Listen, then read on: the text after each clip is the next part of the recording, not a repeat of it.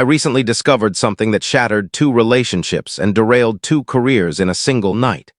My partner of 3 years, Sarah, has been acting strange, and her explanations aren't adding up. Lately, she's been staying late at work far too often, and I'm starting to suspect something seriously wrong. Her behavior has shifted in ways that feel suspicious. She used to be casual with her phone, leaving it out in the open, but now she guards it like it's a state secret, always silenced, face down, and never out of her sight. She's also been claiming last-minute overtime or urgent work meetings multiple times a week, which is a new development. Her stories have inconsistencies, too. For instance, she mentioned staying late to wrap up a project, but a mutual friend from her workplace casually mentioned that project was completed days earlier. When I brought it up, she dodged the question with a vague excuse and quickly changed the topic. She's been distant at home, too. Our usual date nights have all but vanished because she's too tired, and even our cozy evenings watching movies together have fizzled out. I initially chalked it up to work stress, but my instincts are screaming that something's off. Then came the final straw. Last night, Sarah came home around 11:30 p.m., supposedly from the office, and I noticed a faint, purplish mark near her collarbone. It looked exactly like a Hickey. When I pointed it out, she brushed it off, claiming she bumped into a cabinet at work. I was stunned. Really, a cabinet caused a perfectly round bruise on her neck. When I pressed her on how that could even happen, she got defensive, insisting it was an accident while organizing the supply closet. She acted hurt that I didn't believe her, which made me back off to avoid a blowout fight without evidence. She quickly hopped in the shower, conveniently dodging further questions. That mark was unmistakably a Hickey, and her story sounds absurd. Combined with the late nights and odd behavior, I'm convinced she might be cheating. The worst part, I don't even know who it could be with. She's close with a coworker, let's call him Jake, who's around our age and married. I've met him at work events, and he seemed like a decent guy. He even introduced me to his wife once. I never suspected anything about their friendship, but now I'm wondering if Jake's involved, especially since Sarah often mentions working late with him. It could be someone else entirely, or maybe I'm jumping to conclusions. But my gut says I'm not. I haven't snooped through her phone or done anything drastic yet, and I don't want to be that paranoid partner. But I also don't want to ignore the red flags. If I confront her without proof, I risk looking like a jealous fool, but if she's cheating and I do nothing, I'm the one who looks naive. So I need advice. How do I approach this? Should I confront her directly or gather evidence first? If so, how? This is uncharted territory for me, and the cabinet Hickey excuse is so flimsy it's driving me up the wall. I love Sarah, and the thought of her sneaking around, possibly with Jake, makes me sick. I'm not ready to accuse her without solid proof, but I can't ignore my instincts. Any suggestions on next steps would be a huge help. Update 1. Thanks for the advice. Most of you recommended getting concrete evidence before acting. Suggestions ranged from checking her phone to showing up at her workplace, but many of you pointed toward hiring a private investigator for reliable proof. I went with the pie route because I wanted something definitive and didn't trust myself to stay level-headed if I tried to catch her myself. I found a licensed investigator through a trusted contact, shared Sarah's work schedule, her recent late nights, and mentioned my suspicions about Jake. The pie agreed to tail her on a few of those evenings. The report came back, and it's a gut punch. The pie caught everything. On 2 nights Sarah claimed she was working late, he followed her from her office to a hotel across town. He got photos and timestamps of her and Jake checking into a room together. One of those nights was the same Tuesday she claimed she had a client meeting. There's a photo of them in the hotel parking lot, Jake's arm around her. The pie also caught them at a restaurant, sharing an intimate dinner in a secluded booth before driving to another hotel in Jake's car. There's even a picture of them kissing by his car. So much for just colleagues. The evidence shows this has been going on for months, at least 4, possibly longer, with documented meetups over the past 8 weeks. Seeing the photos was devastating. It's one thing to suspect, but seeing undeniable proof was a different kind of pain. On the upside, it gave me the leverage to confront her without room for excuses. The confrontation happened last night. When Sarah got home around 7 p.m., I said we needed to talk. She looked uneasy at my tone. I told her I knew she wasn't working late and that she was seeing Jake outside of work. She played dumb at first, claiming Jake was just a friend. I showed her the clearest photo, the one of them kissing by his car. Her face went pale like she'd been caught red-handed. I asked for an explanation, and she tried the "it's not what it looks like" line. I wasn't having it. I pointed out that sneaking to hotels and kissing a married man isn't exactly ambiguous. She broke down, crying and apologizing, saying she never meant for me to find out this way. Then she tried to claim it was only emotional, admitting to kissing, but insisting it never went further. She said they got hotel rooms just to talk privately. I called that nonsense. Two adults don't sneak around for months, book hotels, and make out without crossing that line. She stuck to her story briefly before admitting it happened a few times. That was enough to confirm the affair. She sobbed, saying she didn't mean to hurt me and that I'd been a great partner. Then she tried to justify it, claiming she felt lonely because I'd been busy with work lately. She said she and Jake grew close because he understood her and their connection just happened. I shut that down fast. Being lonely doesn't justify months of deception. She could have talked to me, suggested therapy, or ended things if she was unhappy, but not this. She then mentioned Jake's marriage was rocky and she was supporting him, which led to more. I asked if Jake's wife knew. She said no, that Jake promised to handle it in his own time. Classic. I told her she destroyed my trust and I couldn't see a way forward. She begged me not to decide yet, even suggesting couples counseling. I laughed, counseling while she's still lying about the affair. No way. I stayed calmer than I expected, probably because I'd had time to process the pie's findings. I was just exhausted. I told her I was staying at a friend's place because I couldn't be around her.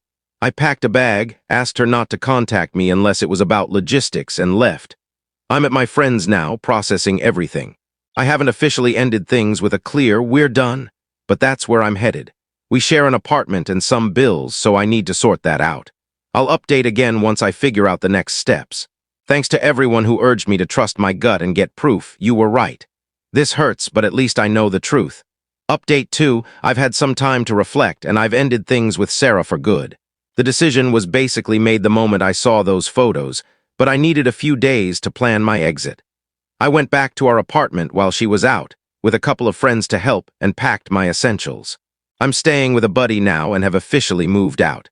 We're both on the lease, but I told her she can take it over or we'll figure out breaking it early. I just want out. I took my furniture and left her the rest. She wasn't there, which made it easier. I left my keys on the counter with a note saying I'd come back for anything else, that we were done, and to only contact me about practical matters. Since then, Sarah's been blowing up my phone with calls and texts, none about logistics. I ignored most of it but picked up one late-night call out of curiosity.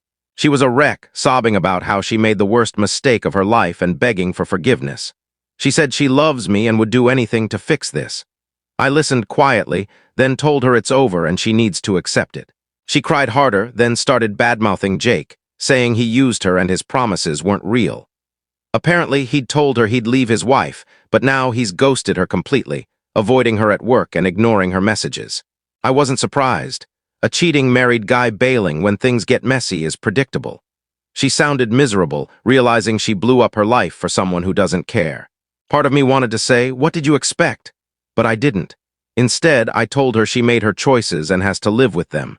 She kept apologizing, admitting she fell for Jake's lies about leaving his wife. I pointed out that even if he had, did she think I'd just stick around as her backup? It's ridiculous. I ended the call and she sent a long text afterward, full of apologies and pleas to talk. I didn't reply. She even emailed me a photo of a handwritten letter, pouring her heart out, saying she'd wait for me forever if there's even a slight chance.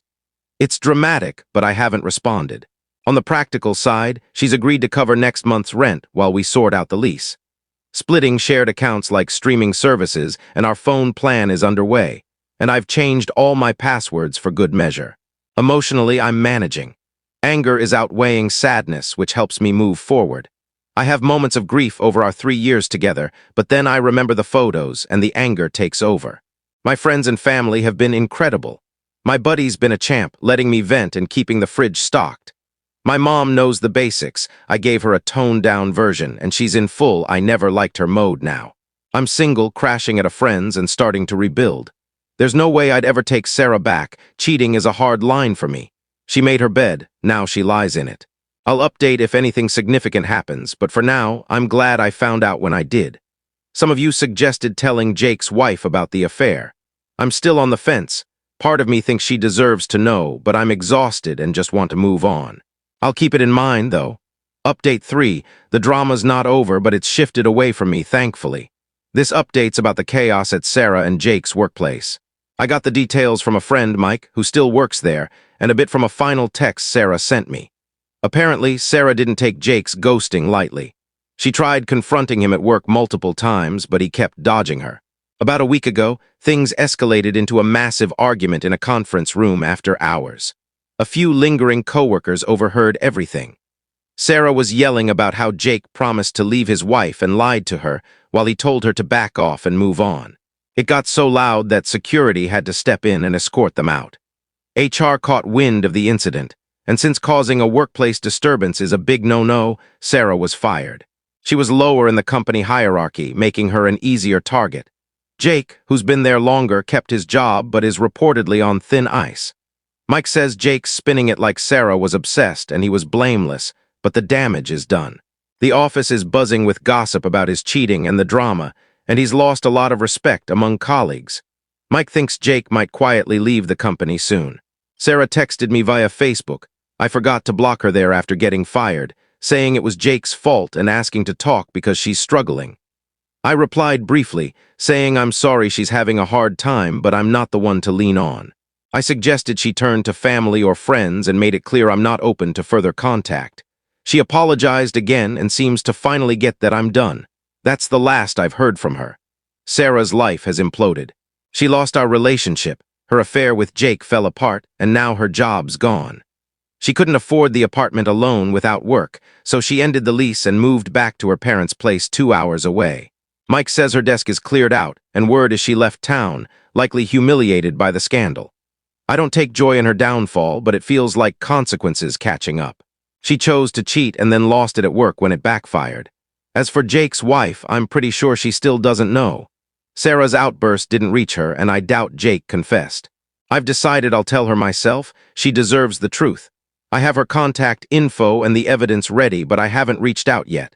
I'm not doing it out of spite, okay, maybe a little, but mostly because it's the right thing. I'll update one last time after that conversation. For me, things are looking up.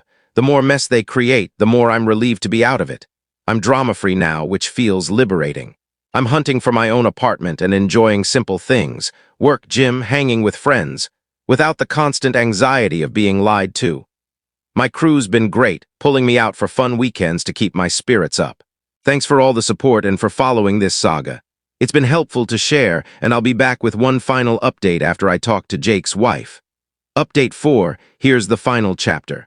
I followed through on telling Jake's wife about the affair, as many of you encouraged. I found her on Facebook, using details from a work event where we'd briefly met. I sent a concise message, introducing myself as someone with important info about her husband, Jake. I explained that my ex, who worked with him, had an affair with him, offered to share evidence, and gave my number for a call. She called the next day, calm at first, which caught me off guard. I laid out the details. The affair lasted at least 4 months, involved hotel meetups, and was physical, with photos from a pie to back it up. She listened quietly, then asked for the evidence. I emailed her the photos and a screenshot of an old text from Sarah mentioning Jake. When she saw the proof, she broke down, thanking me through tears for telling her. She mentioned suspecting something was wrong but lacking proof, and that Jake had a history of inappropriate behavior with other women, though he'd always minimized it. This was her breaking point. The call was tough but respectful. I apologized for delivering such awful news, and she wished me well in return. That truth bomb obliterated Jake's life. A week later, he texted me, furious, saying I'd ruined his life by telling his wife, who's now leaving him. I replied, "You ruined your own life. I just told the truth. Leave me alone," and blocked him. Through Mike and others, I heard Jake's wife kicked him out and is filing for divorce. She's already lawyered up and means business. Jake's still employed but barely hanging on. The office drama and his impending divorce are distracting him, and he's taken multiple personal days. Rumors suggest he's looking to transfer or quit. His reputation at work is trashed, and he's a mess. Sarah's out of the picture. I know from a mutual friend she's still at her parents', jobless, and trying to start over in a new field. Her reputation in our city's tight-knit industry took a hit, and she's reportedly down about everything. We haven't spoken since my last reply to her, and she's blocked everywhere now. I hope she learns from this, but that's not my concern anymore. I'm doing all right, better than I expected. The anger's faded, and I'm at peace with my decision to walk away. Life's simple now. Work, friends, gaming, no lies weighing me down.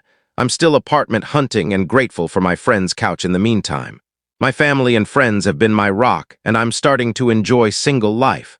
Thanks for all the advice and support. It helped me stay strong through this mess. This is the end of the road for this story. I'm ready to move forward and leave this chaos behind.